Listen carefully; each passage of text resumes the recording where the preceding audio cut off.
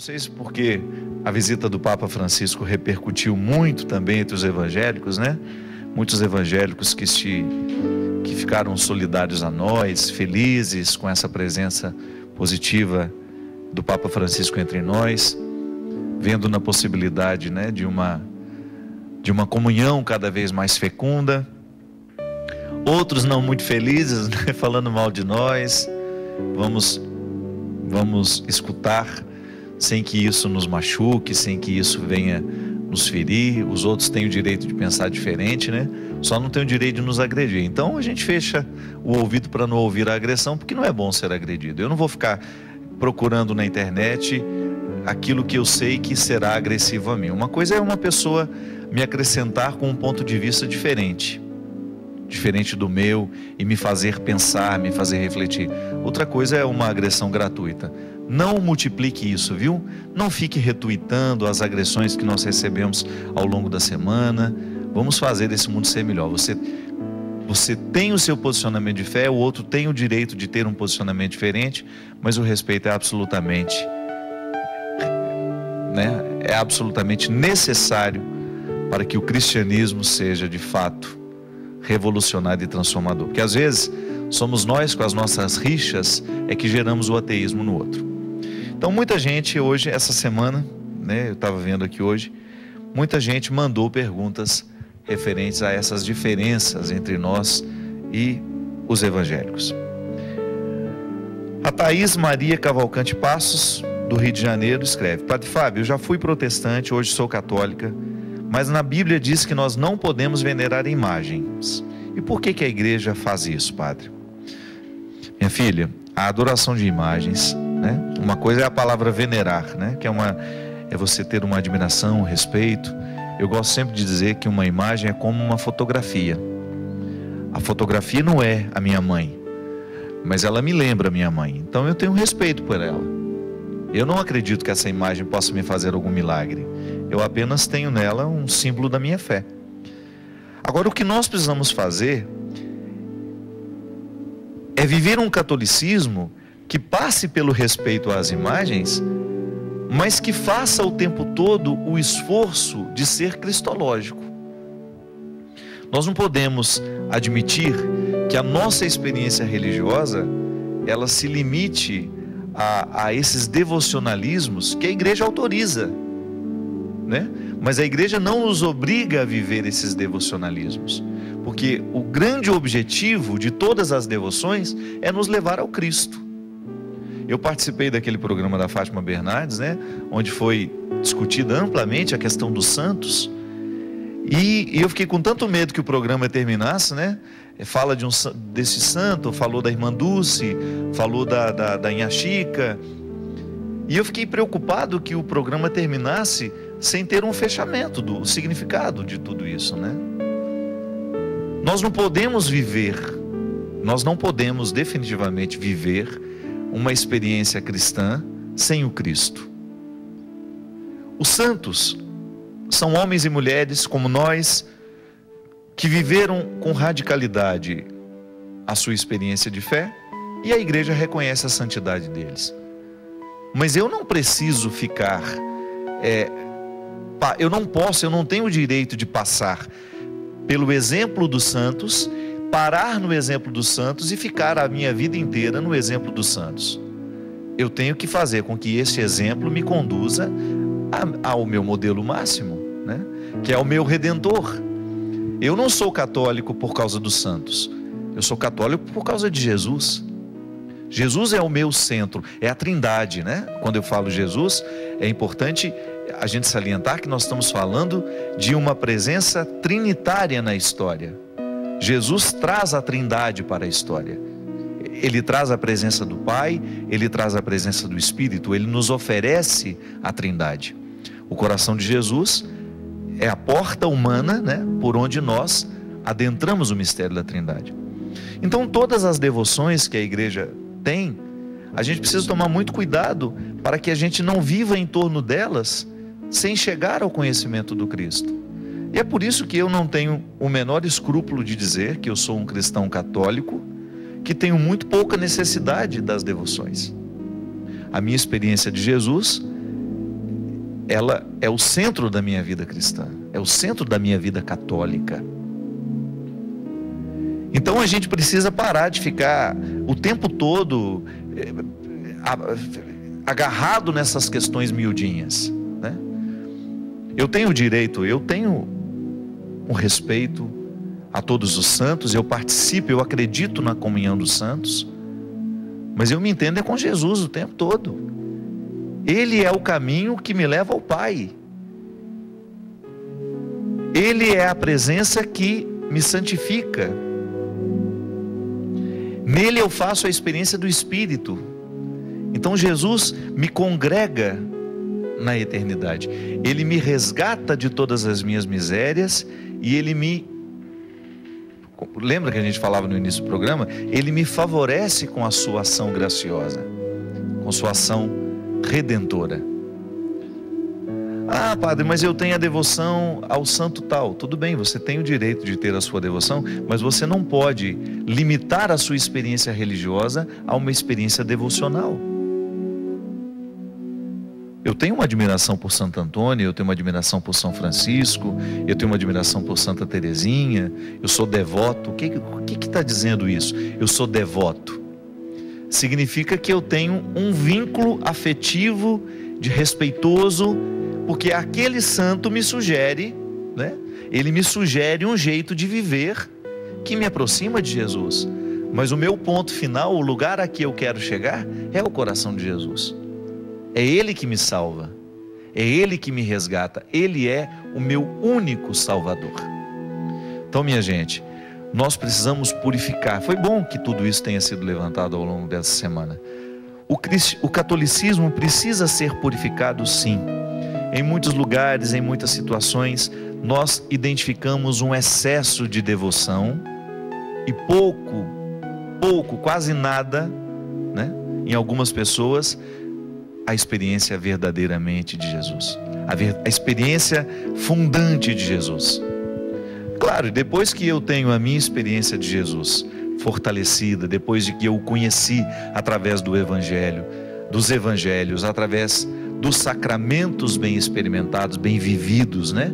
Aí eu olho para o meu contexto, eu vou olhar para os santos, eu vou olhar para as devoções e saberei lidar com elas sem que elas venham ofuscar o fundamental. Então nós precisamos purificar, sim, a nossa relação com as imagens, a nossa relação com os santos. Deve ser respeitosa, acreditamos na comunhão dos santos, temos o direito de rezar de acordo com as nossas devoções, mas que tudo isso seja para nos encaminhar ao Cristo. Isso é fundamental e a gente não pode perder a oportunidade de dizer isso sempre que podemos, sempre que formos questionados, né? Padre Fábio, há 8 anos o meu esposo tinha uma coleção de discos, tenho penas de vender, pois na minha cabeça a alma dele ficaria triste. Peço que o senhor me aconselhe. Não, minha filha, pelo amor de Deus. É a Maria Luísa, lá de Valença. Os discos, na verdade, que o seu marido colecionava, são apenas um elo afetivo entre você e ele. A alma dele não vai ficar triste se você desfazer disso, não. Quem vai ficar triste possivelmente é você, porque é uma maneira de preservar a memória dele. Também acho que isso é uma coisa que você pode resolver com o tempo, né? Como é que nós lidamos com os nossos mortos?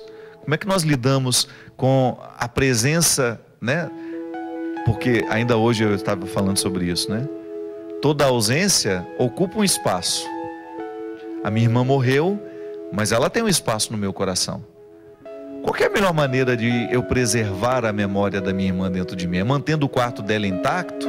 Todas as coisas dela nunca mais posso doar? Não.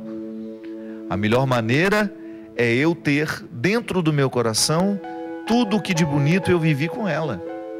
Se me restou alguma coisinha material para me recordá-la, tudo bem. Até torna-se um sacramental, né? Alguma coisa que me recorda. Mas isso não pode ser uma amarra. Você não pode lidar com a materialidade, né? Com esses discos que restaram, né, da coleção que ele tinha, como se isso fosse uma presença real dele dentro da sua casa, e que se você se desfizer disso, você está deixando a alma dele entristecida. Não é assim não. A gente A melhor maneira de manter o outro vivo dentro de nós é através da crença na ressurreição. É saber que ele está agora numa dimensão diferente da nossa, e que nesta dimensão que nós estamos aqui, dos signos humanos, das realidades humanas, eu posso espiritualmente levá-lo comigo, com uma lembrança boa, com uma saudade boa, que me ensina e que me motiva a viver. É igual com a mãe que perde o filho, né? Tem muita dificuldade de desfazer o quarto, de desfazer das coisas dele. Isso faz parte do luto. Chega um momento em que isso é necessário para a gente fechar o ciclo do sofrimento, né? Porque se o quarto fica lá do mesmo jeito que era, a gente corre o risco de não permitir que o luto seja organizado dentro de nós. É também uma forma de perder, né? É também uma forma de lidar com aquele que se foi. Porque às vezes nós temos essa ilusão de que a matéria continua fazendo aquela pessoa estar entre nós. E isso não é verdade. Em última instância, o que nós guardamos do outro é o amor que a gente viveu, são as alegrias que a gente experimentou juntos, os sofrimentos que vivemos lado a lado. E isso ninguém rouba de nós. Porque se você tem um copo que recorda o seu pai e de repente aquele copo sumiu, eu tinha um relógio que o meu pai me deu um tempo antes de morrer. Não sei o que foi que aconteceu com aquele relógio. De vez em quando eu me pego pensando, oh meu Deus, se aquele relógio tivesse ficado, teria sido bom eu ter alguma coisa que foi do meu pai. Mas não, eu vou ficar lamentando o relógio que foi embora. Agora, o que o meu pai deixou para mim, o que o meu pai significa como um ensinamento que jamais poderá ser roubado do meu coração, isso sim, isso vale, isso é válido. Essa é uma boa maneira de preservar a memória dele. É de vez em quando recordando os ensinamentos valiosos que ele me deu. É fazendo por ele, né? Honrar essa memória, vivendo bem tudo aquilo que ele me deixou. Mas são processos dolorosos que nem sempre a gente consegue, né? É organizar da noite para o dia. O tempo vai nos ensinando isso, Maria Luísa.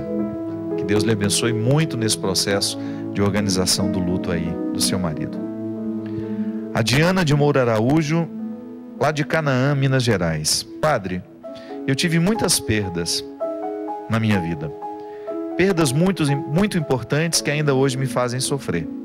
E eu gostaria de aprender a lidar com elas. Quero aprender a lidar com o sofrimento que todas essas perdas já me causaram. Como faço? Diana, não existe uma receita mágica, né? Para nada nessa vida. O fato é que o tempo todo nós perdemos. E a sabedoria, a vida, ela pode ser melhor, mais saudável, à medida em que nós aprendemos a perder. É interessante, né? Porque todo mundo nos ensina que a gente tem que ganhar, né? Eu tenho que ser o melhor nisso, tenho que ser o melhor naquilo. Mas ninguém nos ensina a se desprender daquilo que a vida já nos deu. É uma coisa estranha, né? Parece que a gente quer que tudo seja eterno.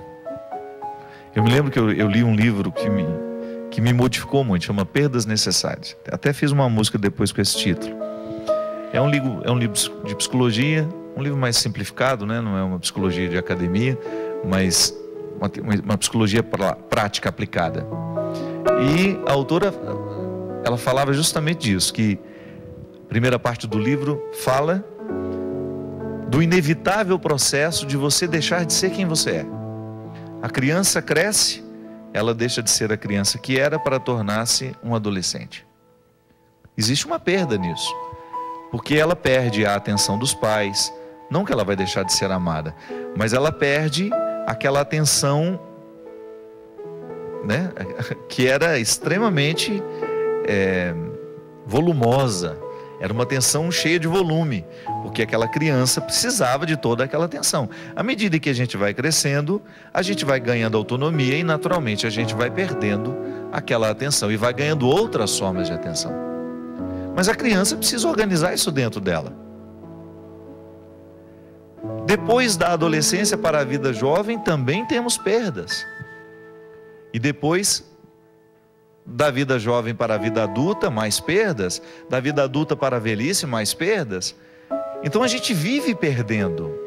Só que no avesso dessas perdas existem ganhos, mas que só podem ser vistos e identificados se a gente tiver sabido perder. Se eu soube perder, é natural que eu vou ter condições de encontrar os ganhos que nasceram daquilo que eu perdi. Então eu não sou mais a criança que eu era, eu não tenho mais a atenção que eu tinha, mas hoje eu ganhei autonomia. E é bom a gente ter autonomia. É bom a gente ter condições de cuidar da gente mesmo. E depois, no final da vida, você volta às necessidades da criança. Estranho isso, né? Você vai ter necessidades muito parecidas com as de uma criança. Ou até mesmo no momento, por exemplo, você vai ter uma invalidez temporária. Você fez uma cirurgia, você perdeu a destreza, você perdeu a possibilidade de cuidar de você mesmo, e você terá de ser cuidado por uma outra pessoa. Não é brincadeira, não. Não é fácil a gente deixar-se cuidar pelo outro. Por quê? Porque a gente não sabe perder. A gente não sabe administrar bem toda vez que nós nos sentimos, né, como nos sentimos antes. A gente tem dificuldade com as mudanças. E quando não sabemos acompanhar o processo das perdas, nós perdemos duas vezes. Porque viver é perder, minha gente. No avesso da perda tem um ganho? Tem. Mas eu preciso administrar bem aquilo que eu estou vivendo para que o que eu estou perdendo não venha me retirar a possibilidade de administrar os meus ganhos. Eu tenho acompanhado, né? Acompanho muita gente, tenho tido a oportunidade de ver de perto como a perda pode retirar da pessoa a capacidade de viver, de querer o futuro, né? Engraçado como tantas vezes as perdas nos retiram a capacidade de querer o futuro. É como se não houvesse mais a possibilidade de nada bom acontecer. Isso é uma ingratidão, não é? É injusto isso. Toda vez que a gente não se permite ver um futuro bom, a gente está sendo injusto com a gente. Hoje você, por exemplo, precisou experimentar perdas. Todos nós hoje perdemos. Mas e os ganhos que estavam nos avessos dessas perdas? Que talvez a gente não tenha tido condições de reconhecer. Essa semana acompanhei uma moça com uma necessidade muito grande de terminar um relacionamento que estava fazendo mal para ela. E fazendo mal para ele também. Ambos viviam um momento em que se machucavam muito mais do que se amavam. Quando o amor vira um espinheiro, né? Já deixou de ser amor há muito tempo, mas a gente continua chamando isso de amor. E eu identifiquei que existia um limite em que eu não podia mais adentrar. Era dela, que era justamente não querer perder. O que ela iria perder? O espinheiro. Aquela constante ferida aberta de palavras que machucam, porque estão vivendo um contexto de tantas agressões. Ela tinha medo de perder o espinheiro e não saber conviver com o vazio. Aí vem a questão. É impressionante, nós temos tanto medo do vazio que a gente prefere o espinheiro, o lugar onde a gente se machuca toda hora. Por que a gente não dá uma oportunidade à vida, fazendo com que o nosso coração seja capaz de abrir mão do espinheiro, ainda que a gente não saiba o que venha depois, mas neste momento acreditar que a ruptura com o espinheiro é a coisa mais sábia que nós podemos fazer, porque somente a partir daquela perda é que nós voltaremos a ganhar depois. Sabe, aquela oportunidade de abrir as mãos e permitir que aquilo que nós estamos retendo vá embora? Muitas vezes nós ficamos tão agarrados ao que está acontecendo, à vida que nós estamos tendo, por mais precária que ela seja, que nós perdemos até mesmo a oportunidade de ter uma vida melhor. É engraçado porque os místicos já falavam dessa leveza. Ter como se não tivesse. Viver com naturalidade, né? E permitir que as perdas aconteçam, é assim mesmo. Não tem um outro jeito de viver. Mas no momento em que você sentir que você está perdendo, busque a sabedoria de investigar os avessos de tudo isso. E quem sabe o tempo vai lhe mostrar que naquele momento em que você mais perdia, talvez tenha sido o momento em que você mais tenha ganhado. Mas por quê? Você estava tão obcecado em não querer perder, você acabou perdendo a oportunidade de ganhar do jeito certo. Esse desprendimento, minha gente, o Evangelho pode nos ensinar. À medida em que nós fazemos uma experiência verdadeira de Jesus, Ele nos coloca nessa sabedoria. Sabe, isso é ser pobre. Por mais que você tenha dinheiro, por mais que você tenha uma casa bonita, por mais que você tenha conforto, aprender a viver relativizando tudo isso, fazendo ser mais importante a sua liberdade interior. De você ter muitas coisas na vida, mas você saber viver relativizando tudo que você tem. É como relativizar o sucesso que foi alcançado. Absolutamente necessário para que você não fique deprimido depois que esse sucesso passar. Quando você, depois de tudo que você viver, de repente você cair no esquecimento, você não ser mais lembrado pelos seus chefes, você não ser mais lembrado pelos seus amigos, mas você se fazer valer. Por quê? Porque você construiu a sua história antes de qualquer coisa, a partir do que você sabe, do que você construiu, do que você é. Tudo mais é relativo. Não é fácil, eu sei, mas a gente precisa diariamente voltar nessa questão.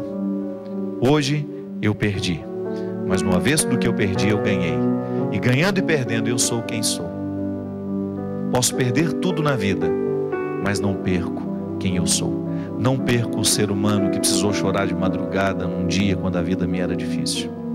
Não perco aquilo que Deus me fez no momento da minha luta, no momento da minha miséria. Esse dom é o mais precioso que nós podemos ter. Essa é a riqueza que o tempo não pode levar embora. Obrigado pela sua companhia. Que Deus nos abençoe sempre mais. Ele que é Pai, Filho e Espírito Santo. Amém. Até a semana que vem, se Deus quiser. Seja sempre o guardião das palavras que eu falo, e também seja o pastor a conduzir os meus passos. Não me deixe por caminhos tortuosos caminhar, mas me mostre o que é amar.